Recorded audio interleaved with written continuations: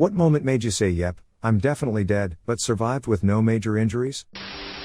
Insane car crash. Sitting stopped at a red light and a woman not watching the road at all, texting, hit me at highway speeds. I was pushed into the crossing traffic that somehow all dodged me. Someone ran up to the car and first question was, oh my god, you're alive? And I answered honestly, I'm not sure. I couldn't open my door but climbed out the window. The entire back of the car was collapsed in. My sister was hit by a red light runner and her car was so bad that one of the EMTs told her when they first saw it they thought, oh man, someone died. Once as a kid I was in the backyard swimming while my family was nearby eating dinner at a round table. Most had their backs to me, but I was like 11 and an experienced swimmer. I got into a toddler's float with leg holes. It ended up flipping over and I was stuck in it. My legs wouldn't come out of the leg holes. I kicked and thrashed as much as I could, but I was so stuck. And you can't hear someone screaming underwater. So many thoughts ran through my head, mostly how sad I was that my parents were about to find me dead in a matter of minutes and how they'd never forgive themselves for allowing me to silently drown as they talked with friends. I tried one more time to kick with all of my might. One leg slipped out and I was able to get the other out after. I was fine. Totally fucking spooked, but physically okay. Did you tell them what happened? I have a similar story. I was single-digit age and for some reason I removed my life jacket while on our family's boat with my parents. I was attempting to sit on the little board that sticks off the back for climbing onto when I toppled off into the water.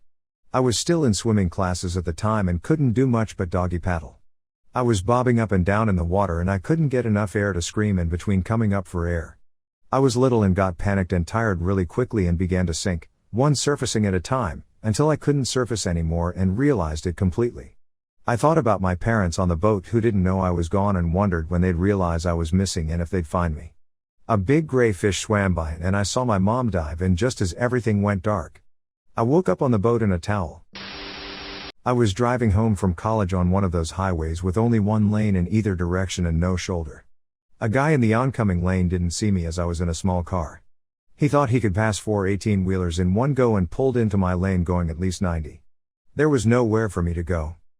He flew off into the ditch to avoid hitting me head on, likely did severe damage to his car, but I lived. For me this is the scariest possible thing about driving. I can drive as well as I like, I can be as cautious as I want, I can go as slow as I want. Some idiot could still come flying out onto my side of the road going the wrong way and wipe me out, just like that.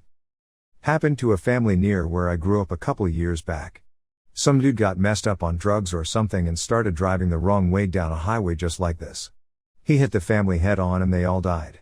He lived, though, as far as I can remember. I was drunk and running in the woods when bam, barbed wire fence straight to the throat. The last thing I remember I couldn't breathe and was passing out and there was blood squirting from my neck. Woke up an hour later and walked home looking like a murder victim. My dad once took some barbed wire to the throat too. It happened before I was born and I can't remember all the details, but I do remember my mom recounting how he showed back up at the house with blood running down his body. Mom couldn't handle it and left the room. To be fair, she was only like 18 at the time. Thankfully, her mom was around and leapt in to help. Boyfriend finally woke me up shortly after we had fallen asleep in a small upstairs bedroom that had a smoldering fire. After we collapsed on the floor and couldn't find the door that was not even 5 feet away, we kept hitting walls and corners and started to not comprehend anything. After feeling like I was baking in an oven I laid my head down on the floor thinking I'd never see my son again and how sad it was to die. It felt like eternity and felt very lonely. My boyfriend somehow found his phone on the floor, called 911. Fire department showed up in what felt like 2 seconds but couldn't break down the front door. They shined the flashlight up to window so he could kick out the AC unit, which he did. They finally came upstairs and we crawled to them and they took us straight to the burn unit since they didn't know what shape we were in. I'm pretty sure the entire hospital toured through our room since they've never seen anyone make it out and look the way we did. I ate one of those Brock's oval-shaped hard candies, think they were called Sparklets, at home alone when I was 6. Got stuck in my throat. I stood there in shock for a few seconds as I started to realize I couldn't breathe. I ran crazily around the room and ended up colliding hard into the back of the couch which caused the candy to go flying out. Best accidental Heimlich ever. My brother had a full blockage from a sour warhead at about 9 years of age. I was the only other one home, on the computer. He bursts in with a purple face, gestures wildly at his throat and then continues his panic circuit around the house. Chased him down, threw him chest first against the kitchen sink and struck him as hard as I could across the back. Candy went flying out, and I released the breath I didn't realize I was holding. What I did in panic was actually close to textbook first aid for a choking victim. I'm a skier. On a few occasions I have caught an edge at a pretty high speed, 50+ miles per hour or more. That moment when you feel both skis leave the ground when they're not supposed to is horrifying. Somehow I've never had anything more than some moderate whiplash and a sprained wrist, knock on wood. Skier here too. I'm just standing in my kitchen reading both skis leave the ground when not supposed to, and there's instantly this super unsettling feeling. Even if it's not close to dying, you just never know 100% if you land safely or end up limping around with 2 fucked knees for the rest of your life. Smiley face, probably what makes skiing so exciting. Stay safe, fellow skier. Smile. I had leg cramp and a momentary blackout when swimming in a diving pool when I was 16. I was really active that I overexert my limit. Surprisingly, I didn't really panic. Just the dreadful thought, oh shit, I'm fucked. Funny thing is that I didn't really wingle my hands out of the pool panickingly like I usually see in the TV, just silently sinking. Good thing the pool guard on duty noticed me and went for my rescue by pulling me out. Really wish I thanked the guard more that he saved me instead of me cluelessly sitting outside the lobby after the accident. Tire popped going over a 2-lane road with steep drops on both sides. My car jerked to the side hard, and my car went sideways. Half my car hung over the side, and luckily it's low so it bottomed out. I climbed into the back seat and jumped out the back door. Some dude in a truck pulled me out and I drove on a flat to the other side and swapped my tire out. I swear it's always some dude in a truck ready to help. They're either the best people ever or jerks. The hood on my car came open at 60 on the highway and completely blocked my sight in heavy traffic. I panicked and jerked the wheel a little bit, which caused me to fishtail a little bit. I shit you not, my driver's education teacher's words from 5 years prior rang in my head to lean down and look through the space at the bottom of the hood. I pulled over and used some wire I found in the trunk to keep the hood closed. Anytime you close your hood, make sure it latches securely by pulling on the hood like you're trying to lift the front of the car off the ground. Went whitewater rafting on the Gauley River and my raft flipped on Pillow Rock, one of the most famous Class V rapids.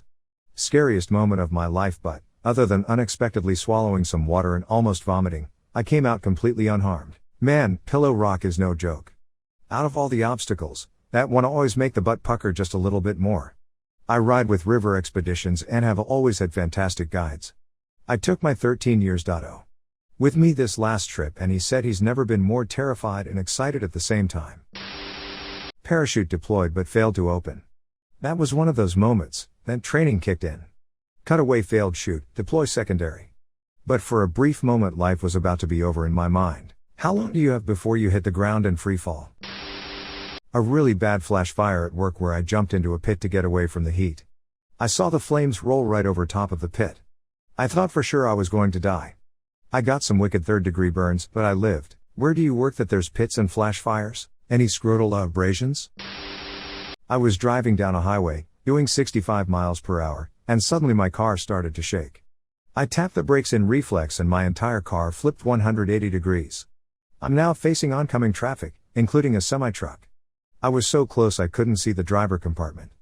I screamed and jerked the wheel, bringing me in front of a sedan with 2 people screaming as they watched me appear out of nowhere. I kept screaming and floored the gas pedal. Made it to the side of the road and cried for a long time. I had blown a rear tire. Hitting the brakes was a terrible choice. What are you supposed to do, because I'm sure I would hit the brakes too. I was driving on the turnpike in my Mazda 3 in the hard rain. It was 3 lanes and I was in the left lane doing 55, and then I hit standing water and hydroplaned. I did a full 360 spin across all 3 lanes of traffic and ended up in the shoulder stopped. I didn't hit anyone or anything, no one hit me, and one car was so scared with me they also pulled over, but didn't check on me. To this day I'm still a bit scared in the rain. I've done nearly the exact same thing in a 3. Except it went from right lane to the left lane. To the shoulder, and I did bounce off the guardrail, so needed to repair that part. But I hit water, did a 360 across 3 lanes of traffic with no one else nearby.